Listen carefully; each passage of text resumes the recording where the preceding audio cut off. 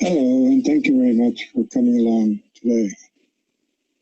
Today we're going to consider the question, what have we learned from this virus about managing information, controlling the narrative, manufacturing consent under global lockdown?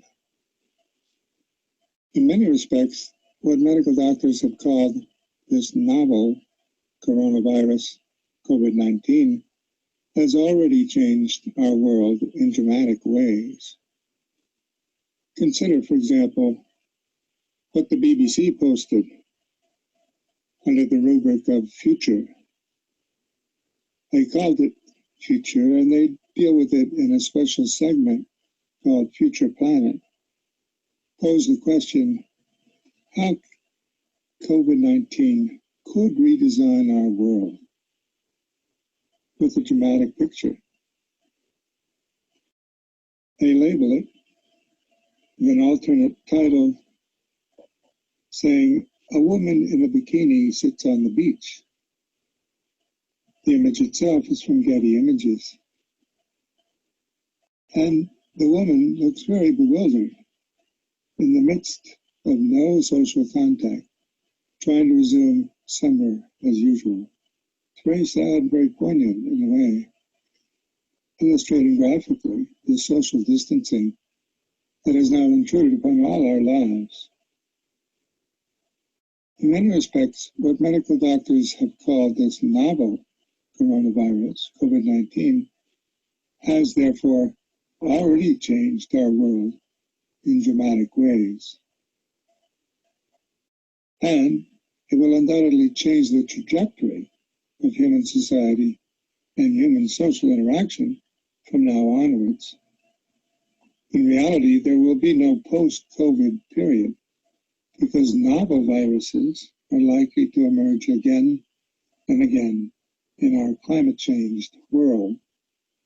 In this sense, COVID-19's global diffusion marks a swerve in all of human history, a change in direction.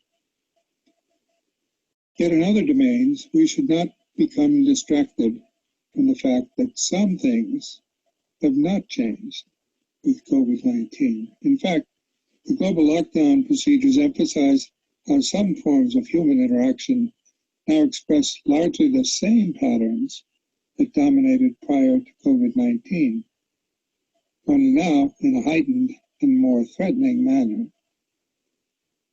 Consider the flow of information in our COVID-19 world and the manufacturing of consent under conditions of global lockdown. Edward Herman and Noam Chomsky wrote a book upon this years ago, published in 1988, 32 years ago. This work is crucially important in understanding what is happening in our COVID-19 world today. The book was written before the majority of the world's current population had yet been born. It's important to keep this in mind. In the world today, 51%,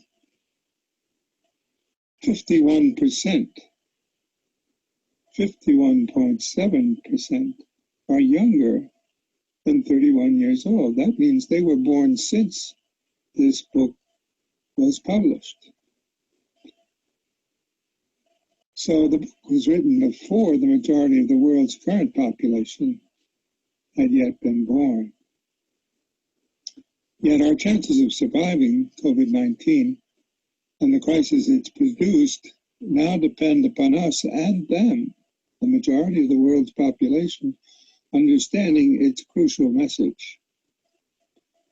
We can now all view the excerpted pieces of the documentary on YouTube through Transition Studies, but it's worth paying attention to it.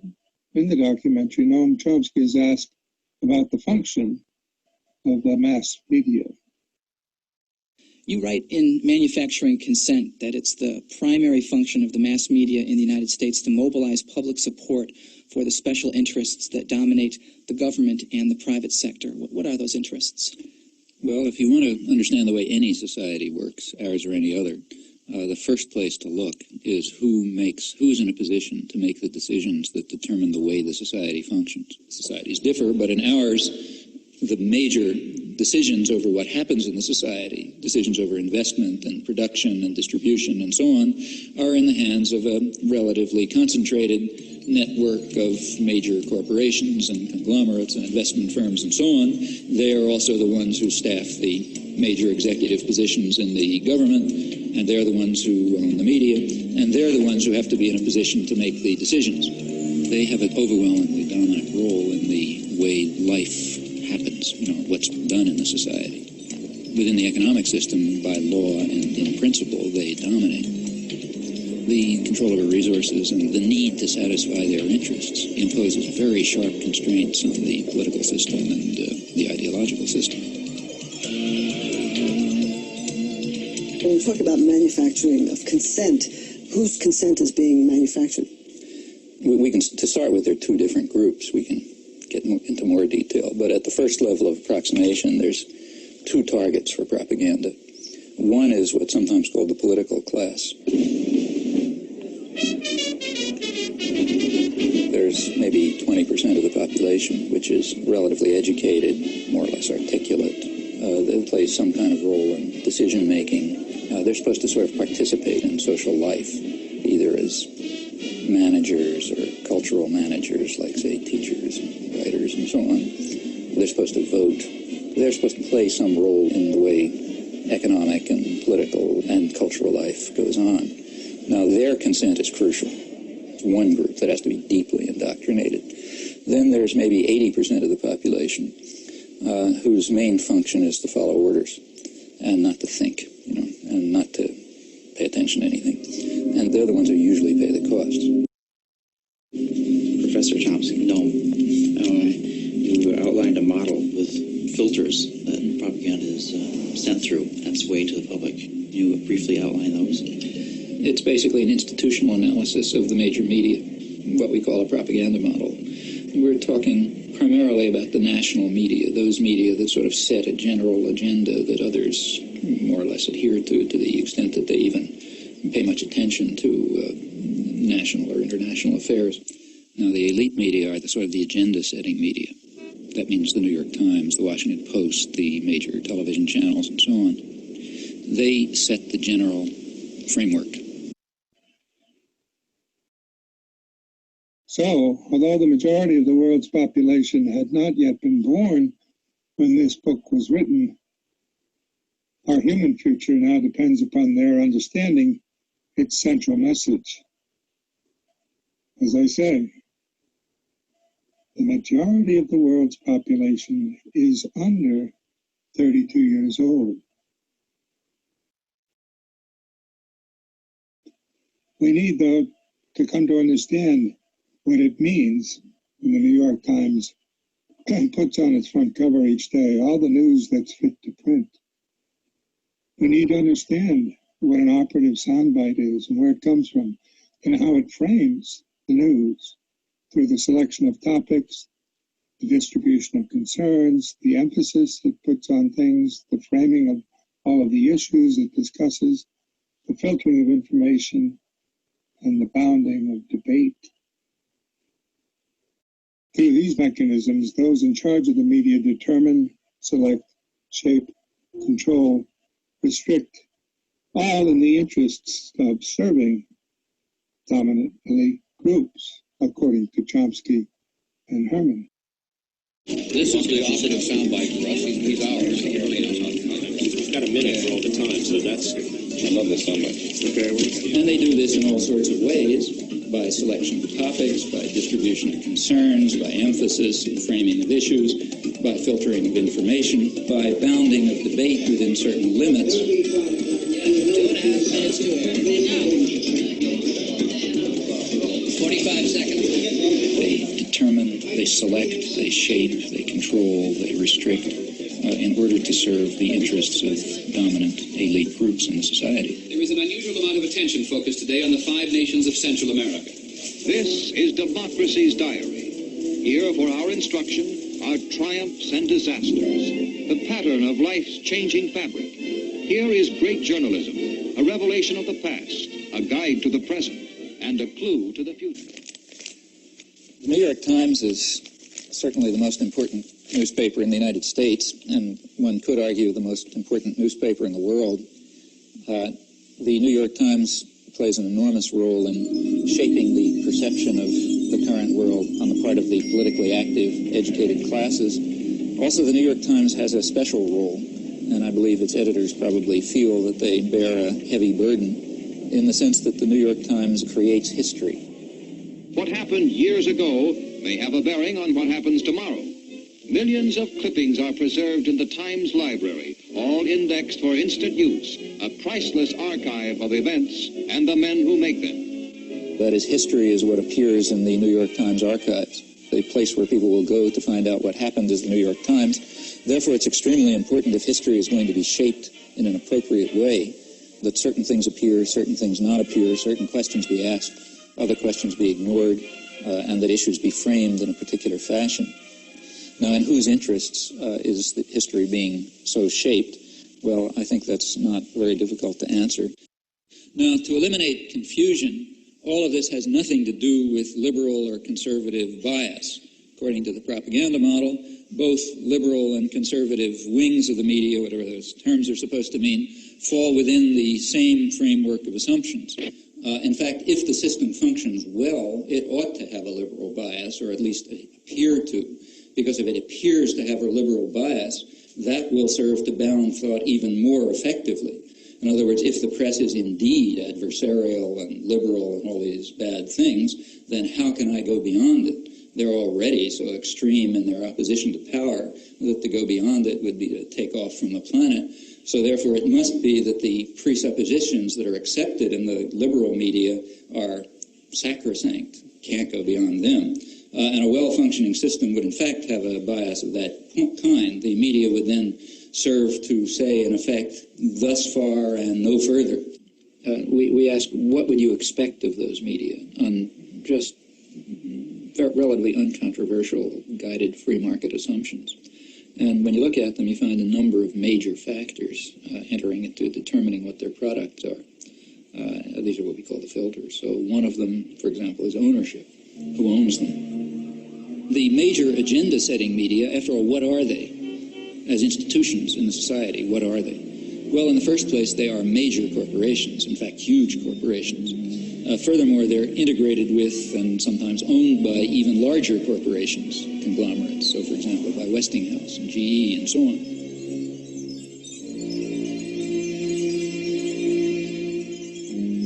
What I wanted to know was how specifically the elites control the media. What I mean is, I guess... It's like asking, how do the elites control General Motors? Well, why isn't that a question? I mean, General Motors is an institution of the elites. They don't have to control it. They own it. So what we have in the first place is major corporations, which are parts of even bigger conglomerates. Now, like any other corporation, they have a product which they sell to a market. The market is advertisers, that is, other businesses. What keeps the media functioning is not the audience. They make money from their advertisers. And remember, we're talking about the elite media, so they're trying to sell a good product, a product which raises advertising rates. And ask your friends in the advertising industry, that means that they want to adjust their audience to the more elite and affluent audience. That raises advertising rates. So what you have is institutions, corporations, big corporations, that are selling relatively privileged audiences to other businesses. Well, what point of view would you expect to come out of this? without any further assumptions. What you'd predict is that what comes out is a picture of the world, a perception of the world that satisfies the needs and the interests and the perceptions of the sellers, the buyers, and the product. Now, there are many other factors that press in the same direction. If people try to enter the system who don't have that point of view, they're likely to be excluded somewhere along the way. After all, no institution is going to happily design a mechanism to self-destruct. It's not the way institutions function. So they all work to exclude or marginalize or eliminate dissenting voices or alternative perspectives and so on because they're dysfunctional. They're dysfunctional to the institution itself. So, in manufacturing consent, the authors emphasized how both liberal and conservative press function together to limit debate and keep the public imagination within what they call the range of thinkable thought. But at the same time that they were analyzing these things in the news media of the print world and the broadcast media world, there was something even more ominous emerging. Rupert Murdoch launched a specific attack on the American mind through the news organizations he controlled, in particular Fox News.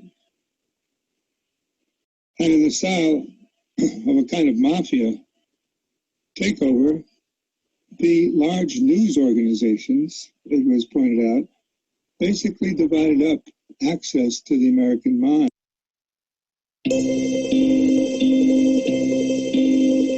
In the great 1974 film The Godfather 2, there's a scene about halfway through where Hyman Roth and Michael Corleone and all the American gangsters are gathered on a patio in Havana. And it's Hyman Roth's 67th birthday.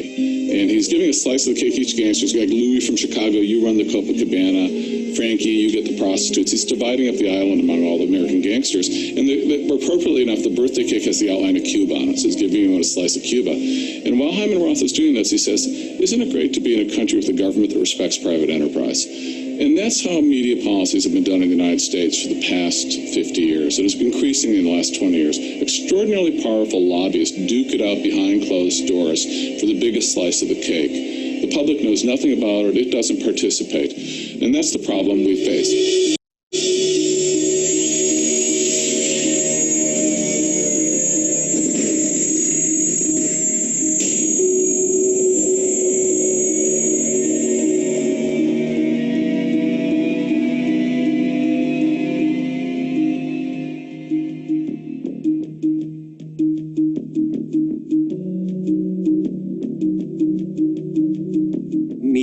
Is the nervous system of a democracy. If it's not functioning well, the democracy can't function. We're heading toward an election where most people are never going to be in a room with Kerry or Bush. What they learn about the candidates will be what the media shows them or tells them, decides not to show, not to tell.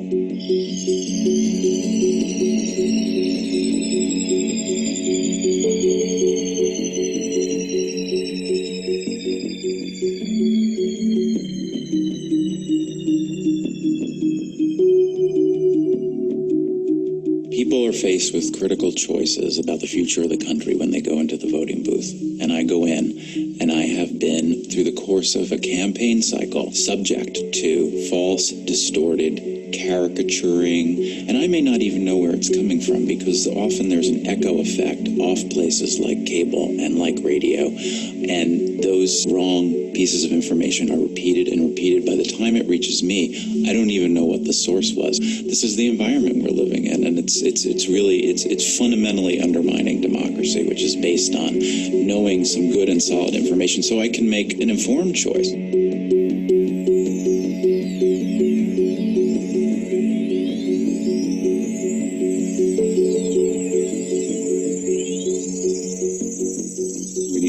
The properties Rupert Murdoch owns around the world, the strong conservative point of view that those properties often reflect, it's different than ABC or CBS or NBC. Sure, they reflect a point of view, but not nearly as strong and not nearly as consistently from one ideological perspective.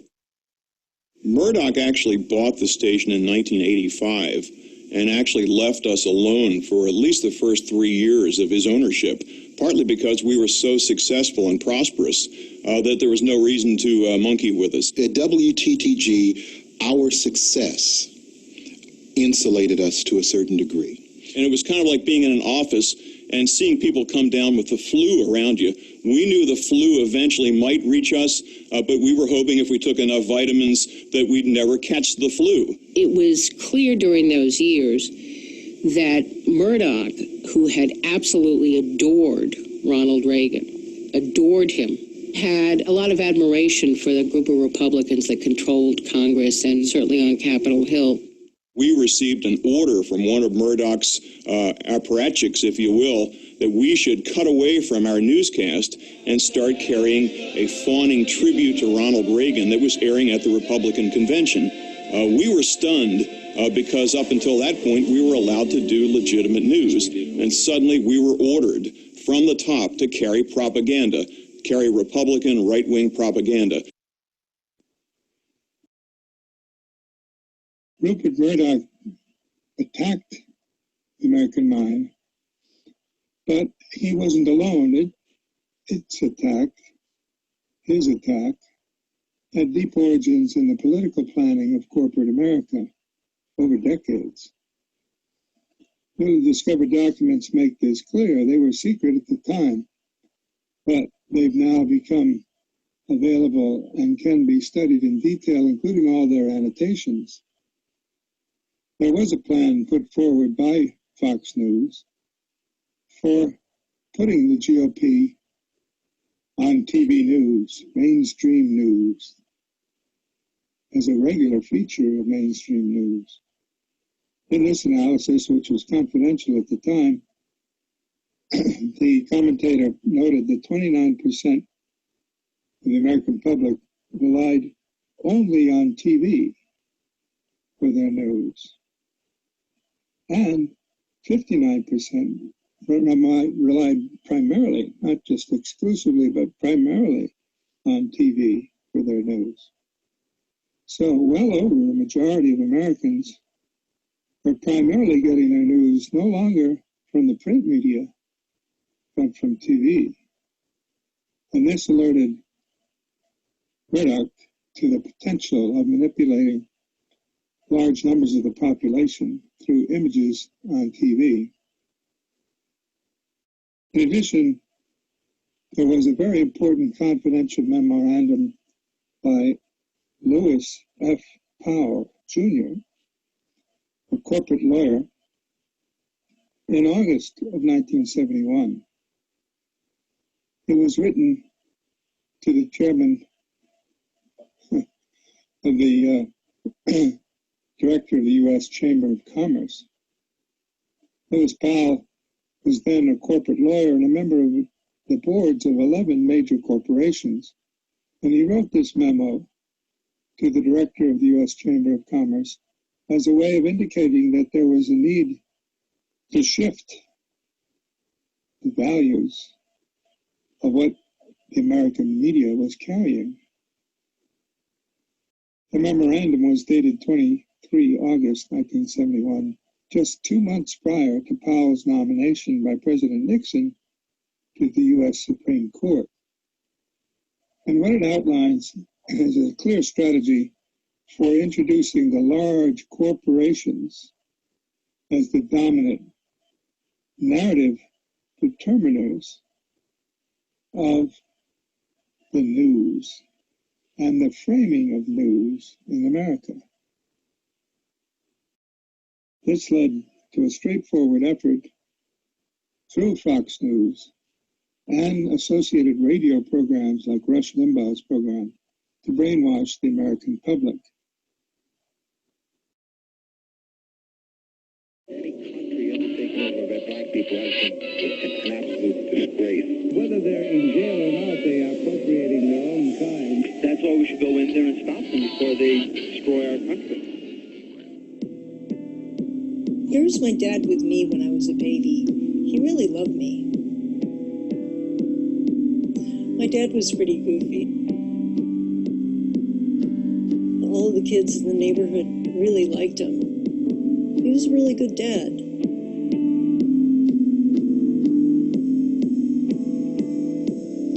We came from humble roots, and he never had a bad word about any race or people or person. We weren't really a political family. My dad was a non-political Kennedy Democrat. Then in the 80s, when my dad started listening to talk radio, I saw my father change a lot. Suddenly, he didn't like black people, or poor people, or gay people, or Hispanics, or feminists, or lawyers, and Democrats, forget it, hated them.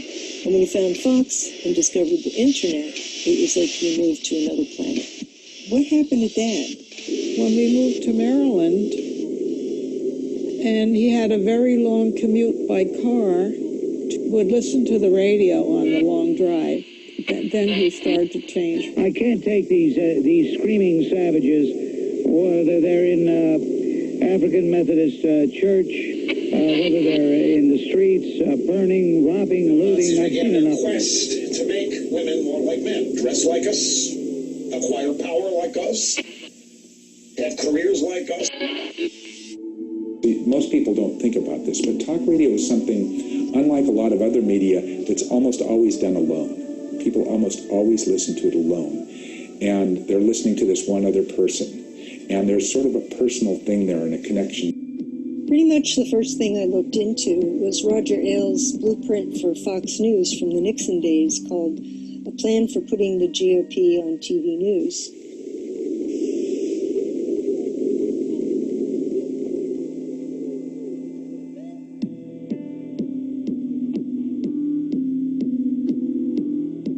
I also learned about a confidential Lewis Powell memo called Attack on the American Free Enterprise System. What he claimed is that the whole world is the whole country is being taken over by the radical left. The government, the media, the universities, of course. Everything's run by the far left.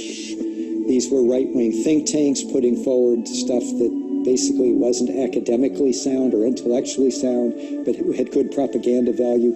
You had groups that bashed liberal journalists, and then ultimately it led to the right-wing media itself. Up till that period of my life, I never paid attention to politics. That's when I started reading the newspapers, listening to the radio, and that's how I became a Republican. Now that you asked me that question, I wondered how and when did that happen to me? It wasn't the only dad this happened to. It happened to others, uncles, aunts, cousins, brothers. In fact, I found it to be a phenomenon. Nobody wants to say the word conspiracy, but all that means is it's a plan carried out in secret. They had to get rid of liberalism. They had to put it down. Language is not neutral. And in politics, it's anything but neutral. And basically, conservatives have set up a very good marketing system. It's really designed to create confusion, create misinformation, create fear. The Republican noise machine is when the Republican Party sort of works in concert with Fox News, with Rush Limbaugh, with AM talk radio. In asking the question, what happened to my dad, it's really like asking what happened to our media. And in asking what happened to our media, it's like asking what happened to our country. So, as we can see, well beyond the print media, the broadcast news networks, the cable news networks, there is now a new form of social media via the internet that's emerging. And it's emerged as a powerful force in the managing of consent, manufacturing of consent, and the controlling of the narrative in the COVID world in which we now live. The world now has to live with a news faker in chief in the White House. He's become famous for it. He even printed up a copy of a fake cover of Time magazine in which he placed himself in the front. At the time, the Washington Post made it very clear that Trump's Time magazine cover hanged on a golf club walls but it's an absolute fake, giving everyone in those clubs the impression that he was an important person. Finally, as it turns out, Time magazine addressed themselves to Trump and asked him to remove the phony magazine cover from all of his clubs. It's not clear that Trump ever did. He's quite adept at fake news. But social media can try to focus on other truths about the president as well, and their pictures carry a great deal of information. When the chief scientific advisors on the COVID virus are edged into the background or eliminated altogether, and the president is promoted to the front ranks, there's a clear set of news manipulation that is at stake here. Others focus on what the president did as the death toll of Americans approached 100,000. He made his 266th trip to one of his own golf courses and played some rounds of golf. It turned out to be a 358th visit of the president to one of his own properties. Then he started tweeting in a way that Twitter actually decided to fact-check some of the statements he was making.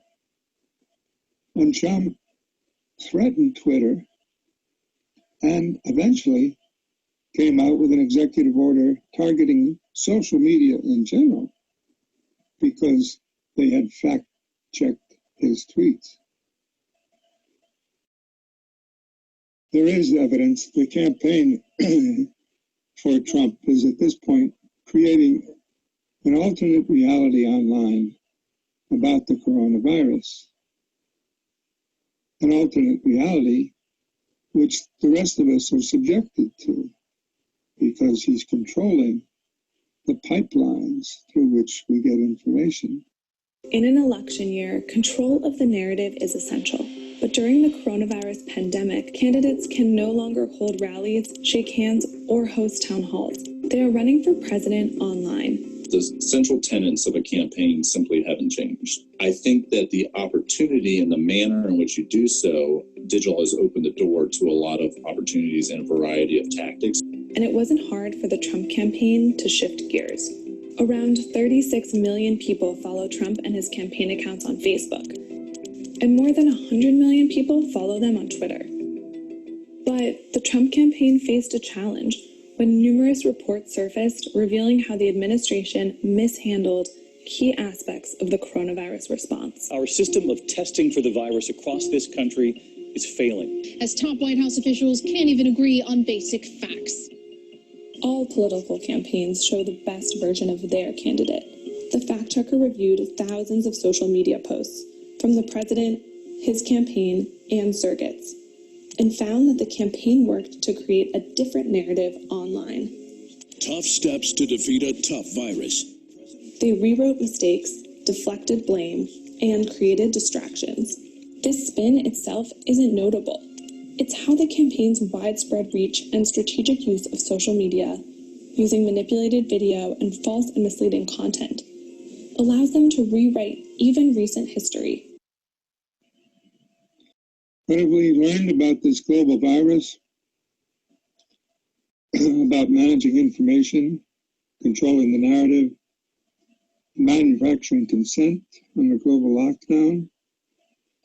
Well, first we've learned that we need to be very, very attentive to the sources and channels of information flow in this moment.